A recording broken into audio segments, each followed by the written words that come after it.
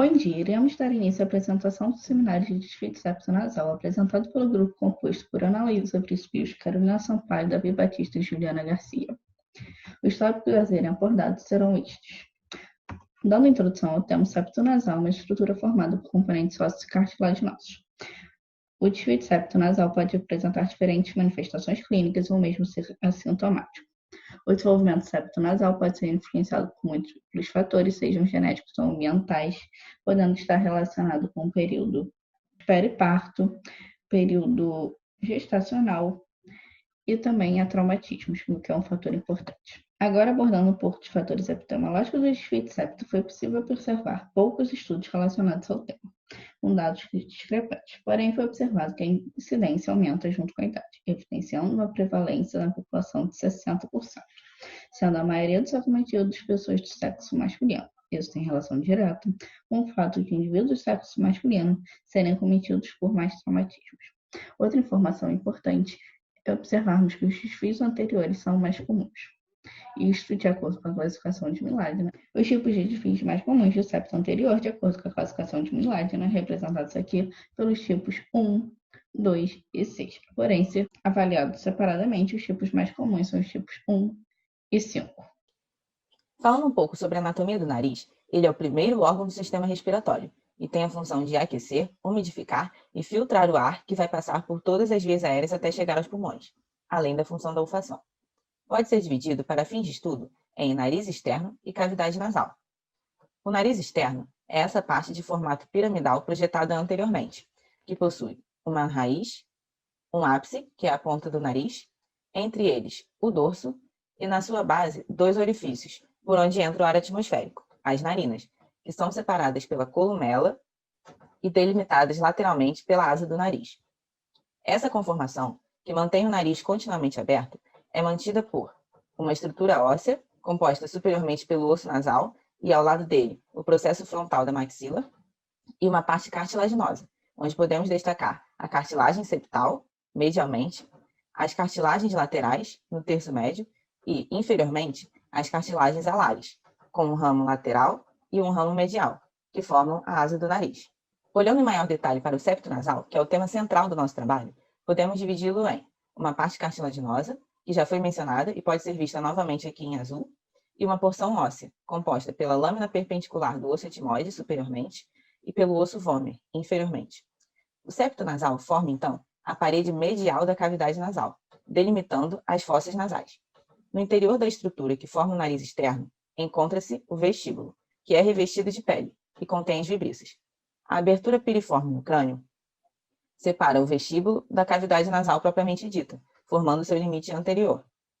Posteriormente, encontram-se os coânos, por onde o ar chega à faringe.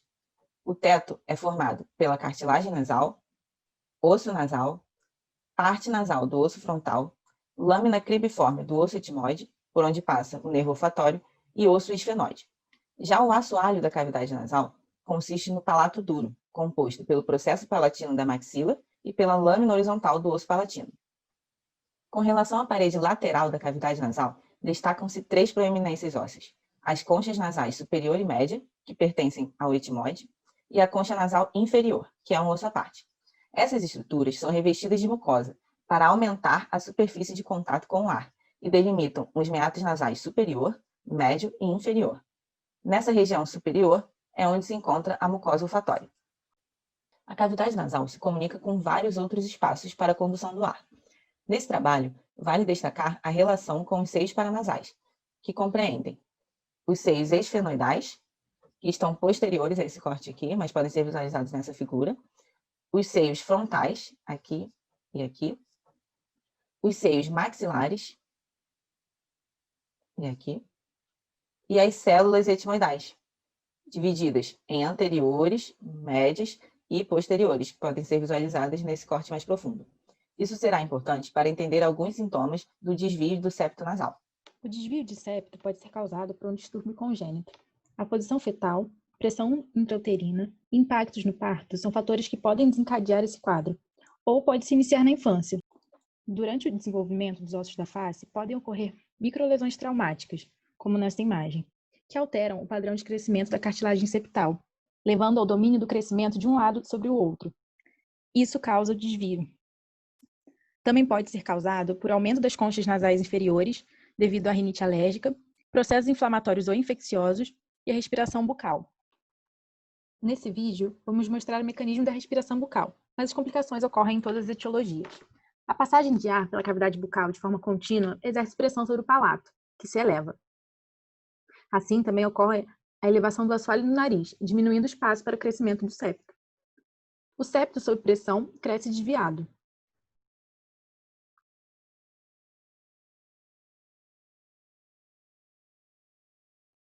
O desvio septal pode bloquear a entrada de ar no seio maxilar, interferindo no seu desenvolvimento e favorecendo a proliferação de bactérias, o que gera sinusite de repetição.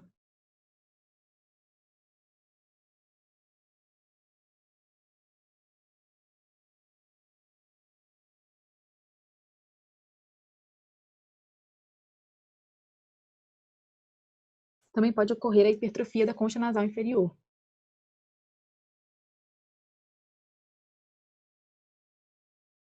Os sinais e sintomas incluem obstrução nasal, sinusite frequente, sangramento nasal frequente, dor facial, cefaleia, respiração ruidosa durante o sono, apneia do sono, respiração pela boca e, em desvios graves, alteração estética, que pode ser percebida no exame físico, como nessa imagem. A partir dos sintomas, devem-se investigar a possibilidade de outros fatores, como a presença de pólipos, tumores ou hipertrofia dos cornetos, que apresentam sintomas semelhantes. Para o diagnóstico de desvio de septo, deve-se avaliar a história do paciente, realizar exame físico completo e exames complementares.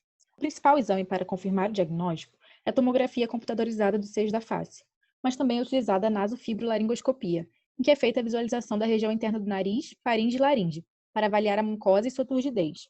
E também a rinomanometria, para avaliar a função respiratória do nariz, pressão e fluxo de ar, que podem estar alterados devido ao desvio. A tomografia computadorizada permite a visualização detalhada dos seios paranasais e é o principal exame para diagnóstico do desvio de septo e avaliação cirúrgica. Aqui observamos a concha nasal inferior hipertrofiada, o desvio do septo e as conchas nasais inferiores. O tratamento do desvio de septo nasal é feito de 3 principais formas: com medicamentos, especialmente descongestionantes nasais e antihistamínicos, com dispositivo nasal, como exemplificado na imagem, e nos casos mais graves com a cirurgia que é chamada de septoplastia. A septoplastia endoscópica é um procedimento sem cortes externos e que pode ser feita com anestesia local e sedação. A incisão é feita logo na entrada do nariz, procurando identificar cartilagem que possui tonalidade lilás.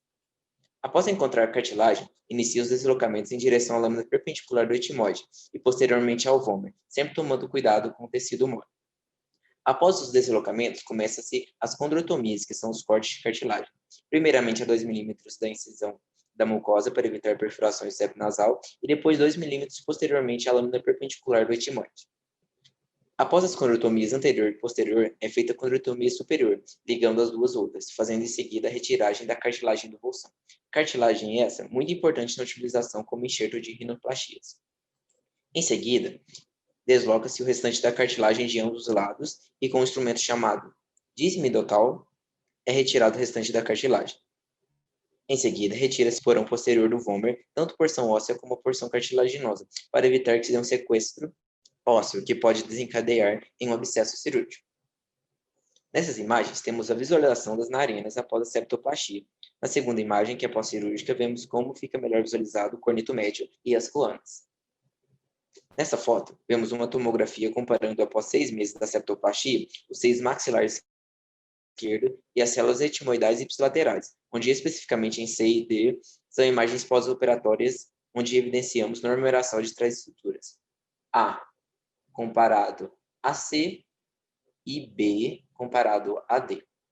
Importante salientar o aumento da qualidade de vida do paciente após a cirurgia com significativa melhora da diminuição de infecções das vias aéreas superiores, melhor desempenho esportivo. Trouxemos também um caso clínico para ilustração do tema. Nossa paciente é identificada como ALBMS, 20 anos, que apresentava um pouco de dificuldade para respirar, que piorava quando apresentava um quadro de rinite ou sinusite. Foi realizada então uma tomografia computadorizada, onde é possível perceber desvio de septo nasal à direita com o contato com concha nasal inferior deste lado. O tratamento realizado foi a correção cirúrgica. Essas são as nossas referências e muito obrigado.